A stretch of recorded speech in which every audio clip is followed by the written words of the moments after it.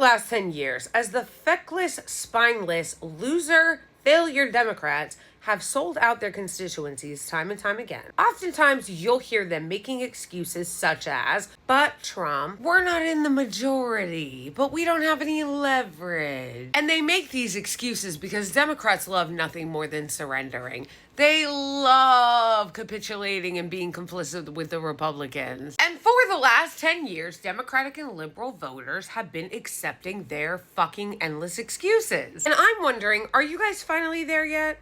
Like, this question's for the norm libs. I mean rank and file liberal Democratic voters. Those of you who are usually the first to race up to the front right after the Democrats gave up their leverage and sold you out to go. What were they supposed to do? Are you guys there yet? Are you tired yet? Are you tired of being gaslit, thrown under the bus, fucked over, sold out? Also that this pterodactyl and his corrupt, incompetent fucking colleagues can look you in the face and lie to you and tell you to get over it and that they tried. So everybody knows these were the Democrats that voted to reopen the government and fuck you over. This is going to help the Republicans double your healthcare costs because you know what they got? You know what the Democrats got?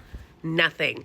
They got nothing. And you know what? Let me correct that. When I say they didn't get anything, I mean they didn't get anything for the American people. They didn't get anything for you. They did get something for themselves. I'll tell you at the end of the video why they voted to reopen it and what they got. Chuck Schumer did this on purpose. None of these people are up for re-election in 2026. They think you're dumb because this is the Joe Manchin, Kyrsten Sinema playbook. They want to fuck you over on a certain policy or they want to sell you out on something. And so they find the lawmakers that are the least vulnerable in that moment. Kyrsten Sinema and Joe Manchin, when they knew they weren't going to run for re-election and people already hated them. Now these are the boogeyman of the day. But don't let the point escape you. This is on Chuck Schumer and their so-called leadership, because if it wasn't them, it would be a new group. It's a revolving door of sellout, corrupt, weak fucks. This is just this year's crop. Angus King is an independent. They know John Fetterman will never win re-election. Jeanne Shaheen is retiring, and the others aren't up for re-election until 2028. Long enough for you to forget. Do you see how this game is played? This motherfucker really put out that statement after he had already caved, going, I voted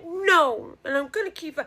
You voted no. Who gives a shit? You're the leader of the Senate. See, because these people think you're stupid and they have no respect for you, they think you're not going to notice that even though he's going, well, I voted no, so don't get mad at me. The reason why they even had that vote is because he allowed it.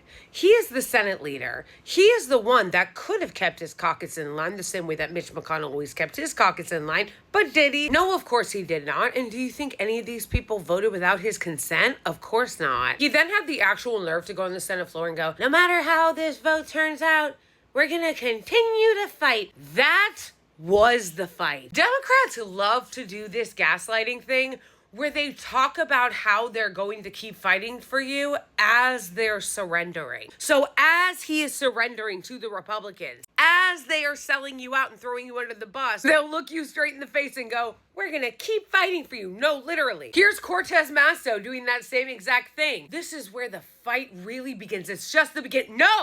No, that was the fight. The fight was happening just then, and you guys caved. But again, they gaslight you and go, oh, hi guys, as we're caving, as we're selling you out, we're going to explain our selling out to you by telling you that we're still fighting for you as we already gave up the fight. This is a disaster.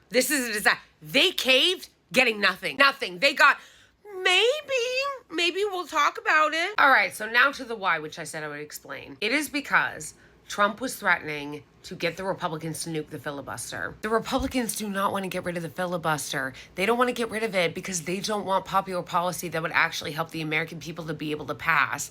And it's for that reason that the Democrats also want to keep the filibuster. Remember, guys, the filibuster was the very convenient excuse that the Biden administration used time and time again to not fulfill campaign promises. We can't do voting rights for you guys like we promised the filibuster. We can't give you a $15 minimum wage, the filibuster. We can't do anything about your health care, the filibuster. Taxing the rich, climate action, gun safety laws, sorry, the filibuster. Looks like the Republicans are gonna get their way again. Republicans love the filibuster because it blocks any popular legislation from happening, and for the things that the Republicans like to do with government, they don't need it. Because think about the only things the Republicans care about doing.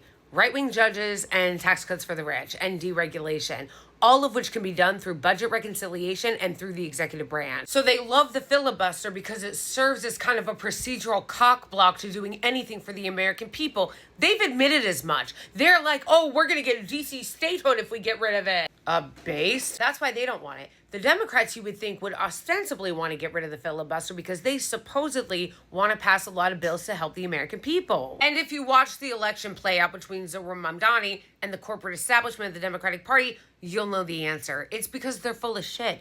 They don't actually give a fuck about you. They don't actually give a fuck about passing any of the bills they promised they want to. So they finally decided that they were going to cave once Trump threatened to get rid of the filibuster because they have a vested interest in protecting the status quo just as much as the Republicans. They don't really care or want any of the things that would help you to pass, and neither do their donors. That is why they rush to sell you out, even when Democratic voters are telling them hold the line. And they did hold the line, just not for you, because that's not who they're looking out for.